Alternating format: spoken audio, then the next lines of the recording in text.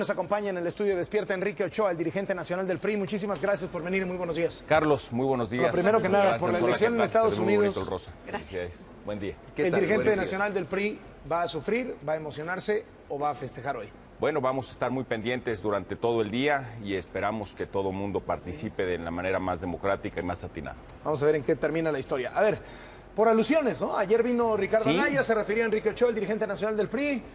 El tema es la declaración 3 de 3 de Ricardo Anaya. Los temas son la fortuna de Ricardo Anaya, sus viajes a Atlanta, etcétera. Así es, Carlos. El día de ayer Ricardo Anaya lo sentí como muy perseguido, ¿no? Primero dijo que era el PRI, era yo el que estaba señalando todos estos bienes nuevos que tiene. Después dijo, a pregunta expresa tuya, pues que la verdad es que no sabía de dónde venían los ataques.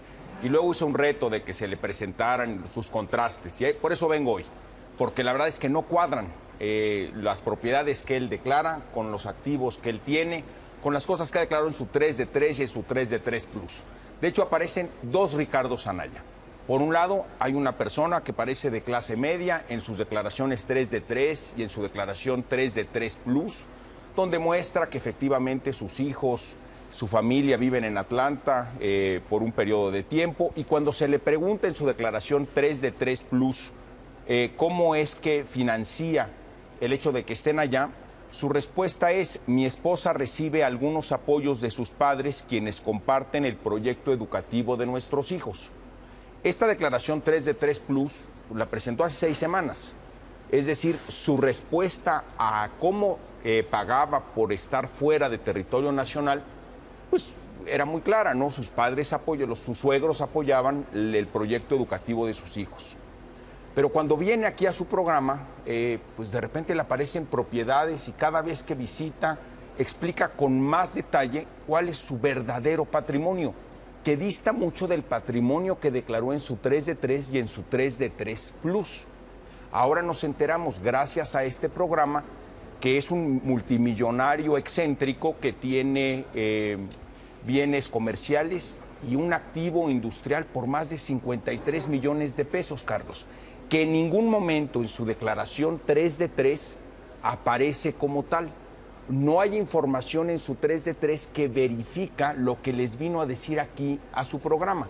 De hecho, como que es tramposa la declaración, porque tiene múltiples oportunidades para decir en distintos espacios pues que él no es propietario del 42% de una empresa, sino que su familia y con él, con otra empresa, tiene el 100% de la empresa. Aquí en la primera vez que vino a tocar el tema, te insistió mucho que él solamente tenía el 42% de una empresa que tiene ahora un activo de 53 millones de pesos. Y no ha podido aclarar de qué manera se compra una empresa con un activo que ahora vale 53 millones de pesos. Veamos a detalle cómo fue que él lo explicó. Él sostiene que él pidió un crédito hipotecario. Hay un crédito hipotecario que se registra en la 3 de 3. De 5 millones de pesos, poco más, en Banamex. Y en la 3 de 3 Plus aclara que ese crédito hipotecario es por una casa que tiene propiedad su esposo. Enrique, una pregunta. ¿Cómo pasas de 5 millones de pesos a tener un activo que vale 53 millones de pesos, que él mismo refirió aquí, pero que no aparece ni en la 3 de 3 Plus ni en la 3 de 3? Una pregunta que le hicimos aquí a Ricardo fue, ¿cómo le hace una persona que ha trabajado como funcionario público toda su vida para poder acumular esa fortuna? Me parece pertinente hacer la misma pregunta al presidente del PRI. ¿Cómo le hace el presidente del PRI, que también ha trabajado toda su vida en el sector público, para tener 3 propiedades, 50 taxis y obras de arte? ¿Cómo así? Es que yo empecé a trabajar antes en la parte privada que en el sector público.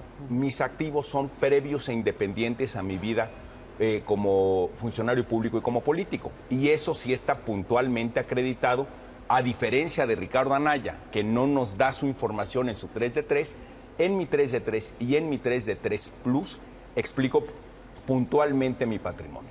Ahora bien, regresemos al tema del día. En la 3 de 3 de Ricardo Anaya no se aclara en ningún momento cómo tiene el recurso, precisamente porque no tiene actividad empresarial previa, para ahora ser un prominente empresario y un millonario excéntrico. Él lo que dice es, lo heredé. Lo heredé de mi abuela y lo heredé de mi madre. Mi abuela fue arquitecta, tiene incluso un edificio en Reforma con circuito interior, lo dijo aquí, etcétera. Es decir, lo que tengo es por herencia, es lo que dice Ricardo Anaya. Ahora, Carlos, vamos a tomar esa palabra como cierta. Y te digo que cada vez que viene Ricardo Anaya, le aparecen más propiedades. Él declara que su abuela le heredó 2 casas. No están en su 3 de 3 ni en su 3 de 3 Plus. De nueva cuenta volvemos a enterarnos por el programa con ustedes de propiedades que en ningún momento aparecen en las declaraciones. ¿Por qué cada vez que viene a tus preguntas, a las preguntas de Enrique, a tus preguntas, Ana, aparecen nuevas propiedades sin explicación alguna empresarial y que no estaban reportadas ni en la 3 de 3 ni en la 3 de 3 Plus? ¿Ricardo Anaya es un corrupto? No, eso es lo que él tiene que venir a explicar.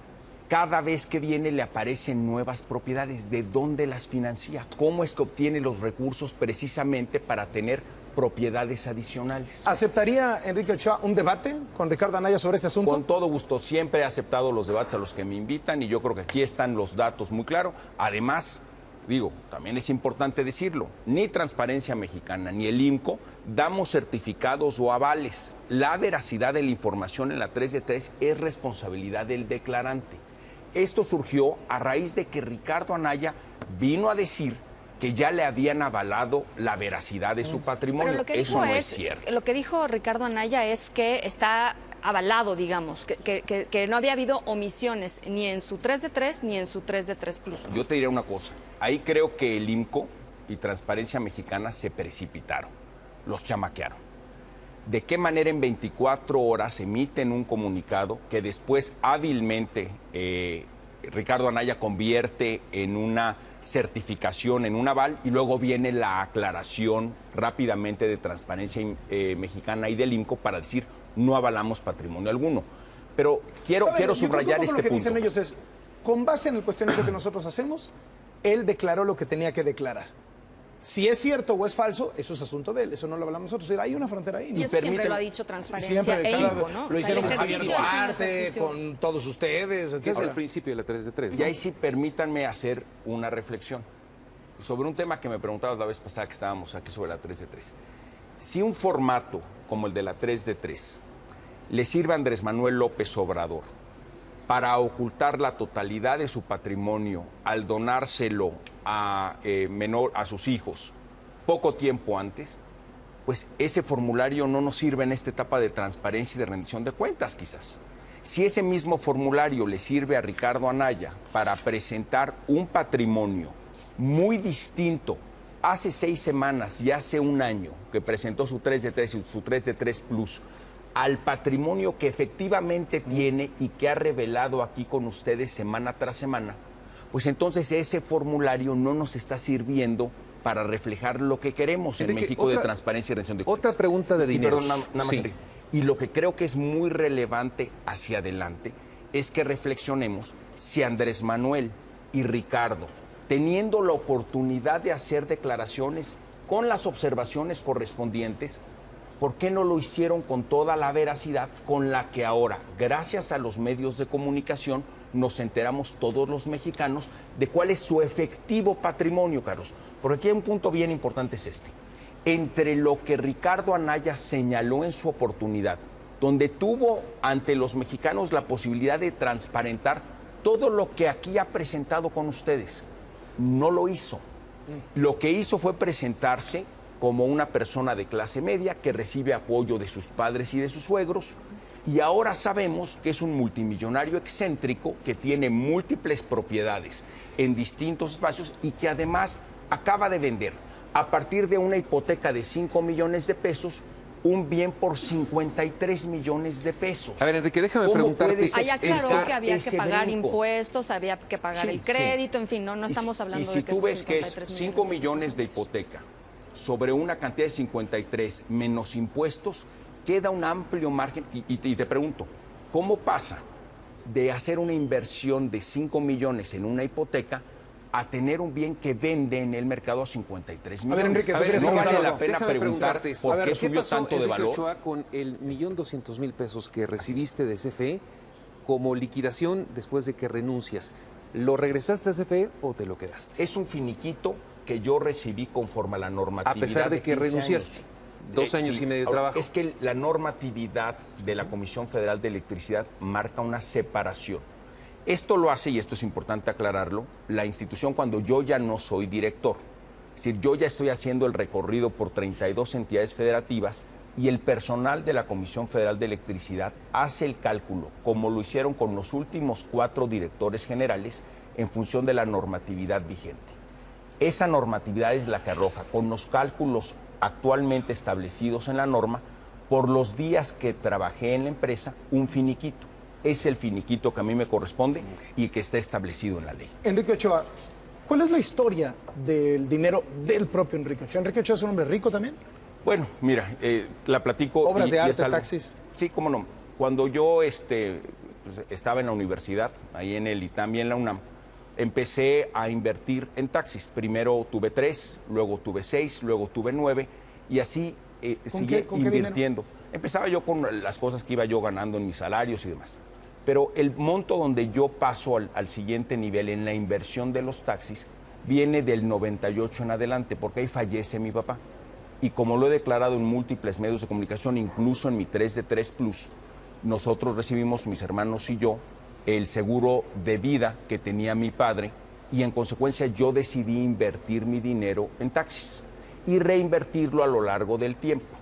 Eso me ha permitido tener un patrimonio previo e independiente a mi vida pública y siempre, a diferencia de Andrés Manuel o de Ricardo Anaya, he declarado la totalidad de mis activos y no los he ocultado en artimañas ficticias. No hay ningún activo que no esté ni en la 3 de 3 ni en la 3 de 3. Ningún activo que yo tenga en mi propiedad que no esté declarado en mi 3 de 3. Y también está los activos de mi hija que tiene 2 años, 4 meses y de mi esposa.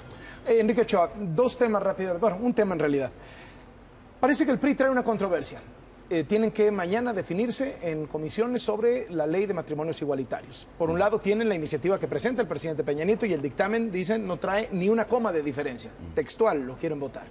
Pero por otro lado traen la presión de muchos gobernadores que dicen, perdimos las elecciones en varios estados en junio por que el presidente presentó esta iniciativa de matrimonios igualitarios porque son estados conservadores, etcétera, etcétera.